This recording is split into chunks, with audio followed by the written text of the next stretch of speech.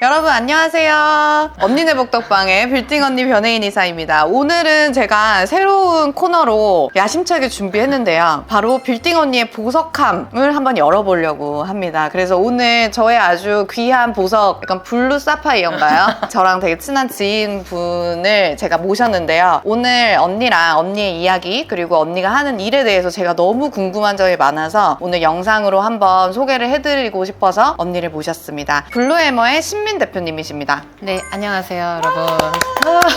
저는 공간 디자인 스튜디오 블루해머를 운영하고 있는 신민이고요. 하이엔드 주거와 상업 공간을 위주로 인테리어 디자인을 하고 있습니다. 제가 아트 큐레이터로 좀 오랫동안 활동해온 기반을 살려서 예술 문화를 접목한 공간 연출을 제공을 하고 있습니다. 사실 처음에 언니의 일을 이제 딱 들었을 때 약간 좀 잘 모르겠더라고요. 되게 뭔가 새로운 지평 같은 느낌이라서. 근데 또 저도 건물을 또 중개하는 입장에서는 또 공간 비즈니스라고 생각이 들고, 제 고객들도 요즘에는 이 공간을 어떤 식으로 컨설팅 해야 되는지에 대해서 너무 관심이 많으셔서 그런 측면에서 언니가 갖고 있는 경험과 인사이트가 우리 구독자님한테도 충분하게 전달됐으면 좋겠다라고 생각을 했습니다. 언니가 아트 큐레이터를 얼마나 하셨다고 하셨죠? 제가 갤러리 큐레이터를 거의 한 13년 이상 활동을 했었고, 전시 기획을 워낙 다양하게 많이 해왔다 보니까 전시 기획이라는 게 결국은 작품이랑 함께 특별한 공간 경험을 만드는 일이었던 거죠. 그러니까 자연스럽게 제가 공간 연출로 이어진 것도 있고요. 좀 전시보다는 좀 더 영구적으로 좀 더 많은 분들이 이 삶 속에서 좀 이런 아트를 통한 특별한 경험을 좀 누릴 수 있으면 좋겠다, 그런 것들을 제공하고 싶다라고 생각해서 이제 현재의 방향성을 갖게 됐습니다. 그러면 주로 주거 공간을 또 스타일링 해주시고 아트까지 같이 겸비해서 컬렉팅도 하고 하는 거를 전반적으로 다 언니가 가이드를 해주시는 거예요? 네네. 그래서 저희가 공간 디자인부터 시공부터 그리고 스타일링, 그 다음에 마지막 단의 어떤 진짜 아트웍이나 향까지 디자인을 하는 거를 저희는 이 공간 디자인의 완성이라고 보고 있고요. 하이엔드 주거나 일반 주거 다 진행을 하고 있고, 이런 프라이빗 라운지 공간이나 사실 상업 공간, 조금 더 차별성이 필요한 아트를 통해서 좀 특별한 경험을 줄 수 있는 그런 곳에는 저희가 다 참여를 하고 있습니다. 사실 지금 와 있는 이 공간도 정말 그냥 밖에서 보면 그냥 너무나 흔하게 볼 수 있는 건물이에요. 한 대지 한 100평 정도 되는 이제 낡은 건물인데, 이 4층에 딱 올라와서 문을 여는 순간 완전히 다른 공간의 그런 모습을 보고 깜짝 놀랐거든요. 그래서 이 공간도 언니가 다 디렉팅 하신 거죠? 네네, 맞아요. 이 공간이 제가 정말 A부터 G까지 너무 애정을 많이 담은 이제 공간이기도 해서 좀 저희가 하는 일에 대한 스토리를 잘 전달할 수 있는 공간이기도 해요. 근데 여기에 이제 클라이언트분이 이제 사업가신데, 여기는 비즈니스 네트워킹이나 그런 미팅을 하기 위한 이제 프라이빗 라운지 공간을 원해서 이렇게 만들게 된 거고요. 처음에는 자산가 분들이 아트 컬렉팅을 왜 하는지 자신도 너무 경험을 하고 싶고, 그리고 또 그들과 이런 문화적 교감을 좀 나눌 수 있는 그런 부분들을 배우고 싶다고 해서 저랑 아트 컬렉팅을 함께 시작하면서 이제 인연이 됐고요. 그래서 지금 뒤에 보시는 이제 작품을 시작으로. 아, 이게 작품이에요? 네네. 옥승철 작가의 라인 작품인데, 이 작품을 가장 첫 번째 컬렉팅으로 시작을 해서 이제 블루칩 작품까지 현재까지 거의 한 20억 원 정도의 이제 컬렉팅 여정을 저와 이제 함께 했는데요. 그러다 보니까 이 컬렉팅한 작품들을 중심으로 해서 이 사무실이었던 공간을 프라이빗 라운지로 디자인을 해달라고 요청을 하게 돼서 디자인까지 저희가 이제 참여를 하게 됐어요. 여기서 궁금증 하나는, 그럼 이거 의뢰하신 의뢰인 분은 혹시 나이가 어떻게 되신 거예요? 89년생이세요. 그러니까 정말 젊은 사업가죠. 네, 영앤리치. 네, 영앤리치 맞습니다. 그런 분들이 빠르게 이제 부를 축적하면서 부만으로 할 수 있는 그 가치 이상의 것을 좀 추구하는 경향이 확실히 많아졌고요. 그래서 그 영앤리치 우리 의뢰인께서 이 공간을 의뢰를 해주셨는데, 언니의 어떤 디렉팅이 뭐가 있었는지 한번 둘러볼 수 있을까요? 언니 이거 작품이라고 해서 깜짝 놀랐어요.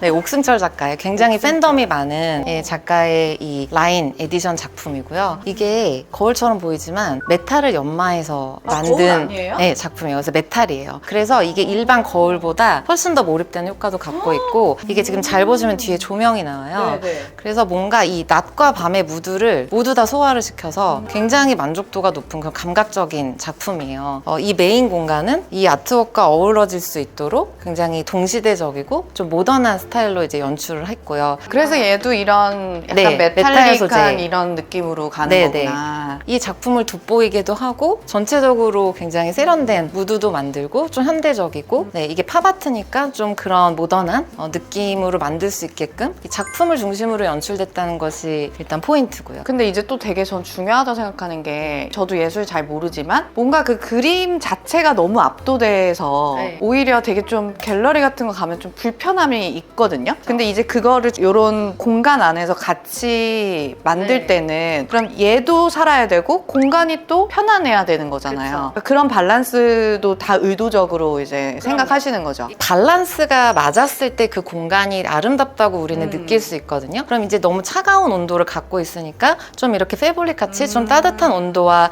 이렇게 결합을 교차를 시켜준다거나 그리고 또 이 원하는 사이즈의 테이블이 기성이 없어서 이건 저희 디자이너들이 직접 디자인을 하고 제작을 한 가구예요. 예, 그래서 이것도 이제 우드로 해서 온도는 따뜻하지만 또 컬러는 소파랑도 어울리고 조금 이런 차가운 온도랑도 그래도 밸런스도 맞고 뭐 이렇게 서로 조화를 시키는 거죠. 그리고 지금 보면은 저 딱 아는 작품이 지금 이거 사실 하나거든요. 전 이거 알아요. 네, 김창렬 선생님의 물방울 시리즈. 맞아요. 꽤 비싸다고 알고 있거든요. 아, 그래서 이제 블루칩이다 뭐 이렇게 우리가 표현을 하는데 그리고 이 작가님 작품 중에서도 이게 또 구성이라던가 연도라던가 이런 것들이 이제 마스터피스에 속해서 정말 고가의 작품이고요. 우리나라의 정말 국가대표 같은 이런 작품을 컬렉팅을 하면서 이 클라이언트가 나는 이 정도의 작품을 같이 향유를 하려면 이 물방울 작품이니까 신의 물방울에 나오는 좋은 와인들도 내가 컬렉팅을 시작해야겠다. 네, 그래서 네. 정말 와인 컬렉팅을 지금까지 엄청나게 해오게 된 거예요. 그러니까 네. 문화가 주는 영향이라는 게 다른 또 문화를 자기의 취향을 또 만들어갈 수 있는 거라는 게 아주 재밌는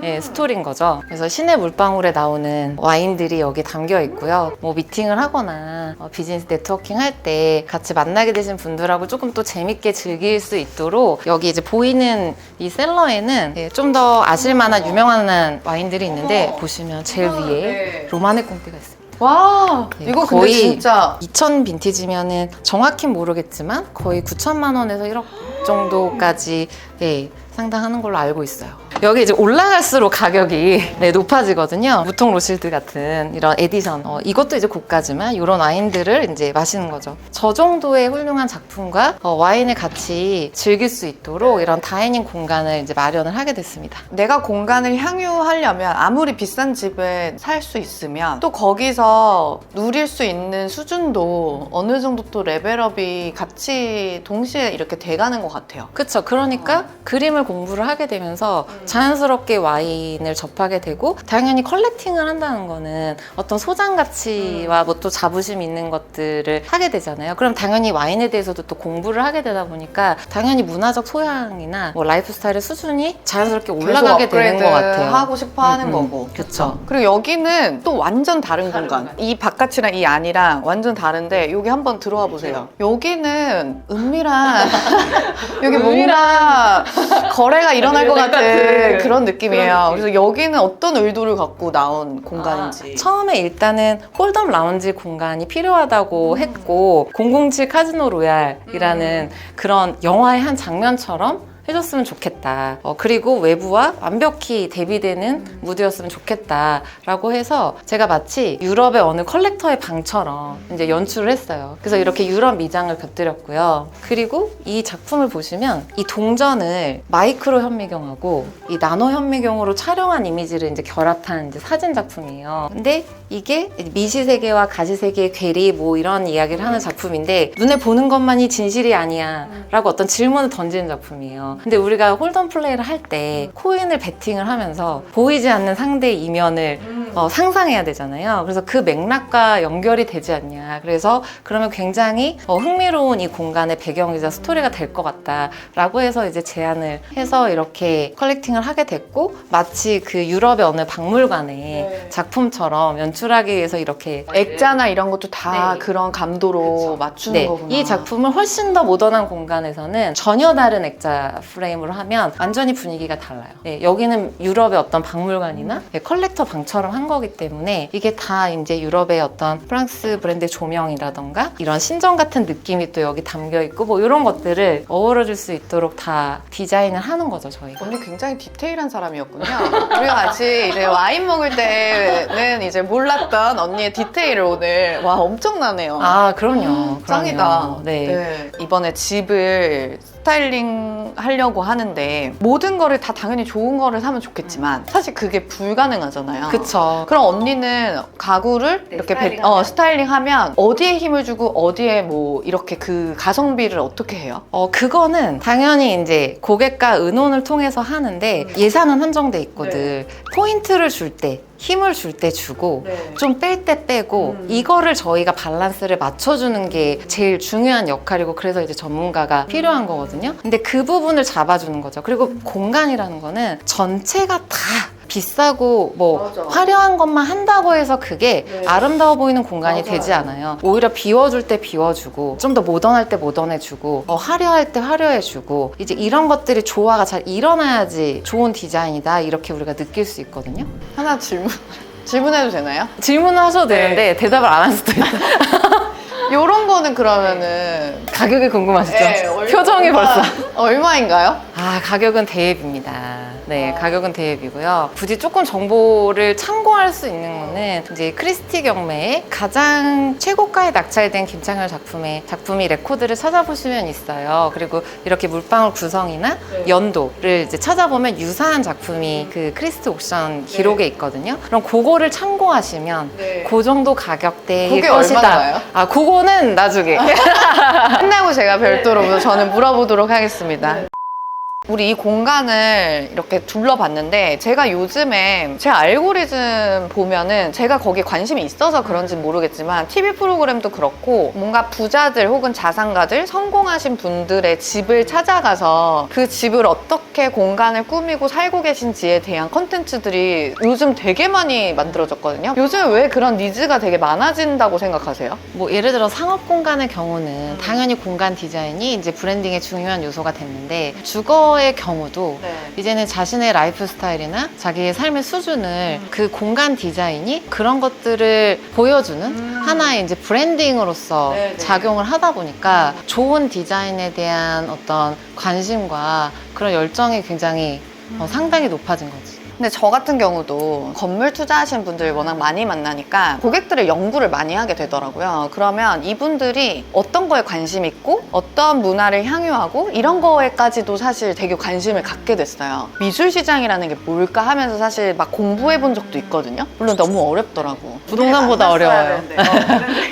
사실 제가 또 작품을 하나 매입을 했어요. 그때 한참 어떤 거 하셨나요? 핫한 작가 거 센바이펜, 네, 센바이펜 작은 거 하나, 아이돌. 아이돌. 네. 그렇게 했는데 이 빌딩 시장, 부동산 시장에서는 가치를 매기는 게 굉장히 숫자로 딱 나오거든요. 정량적인 부분들이 명확하게 나와 있어서 내가 딱 판단하기가 너무 쉬워. 근데 이 미술 시장에 갔더니 이 미술 시장에서의 이 가치라는 게 과연 무엇인가? 저는 사실 아직도 그게 궁금하거든요. 그래서 언니는 어쨌든 아트 큐레이터로서 지금 그 인사이트가 있으시잖아요. 언니는 그걸 어떻게 보세요? 뭐 당연히 미술 작품도 부동산처럼 뭐 사람들의 마음을 사로잡는 어떤 형상, 그리고 또 자산가들이 자부심을 느낄 수 있는 어떤 작품이 당연히 가치가 올라가게 되는 거는 부동산이랑 유사하고, 같은 자재나 멋진 디자인의 부동산이더라도 이게 청담이나 뭐 평창동에 있는 그런 빌딩이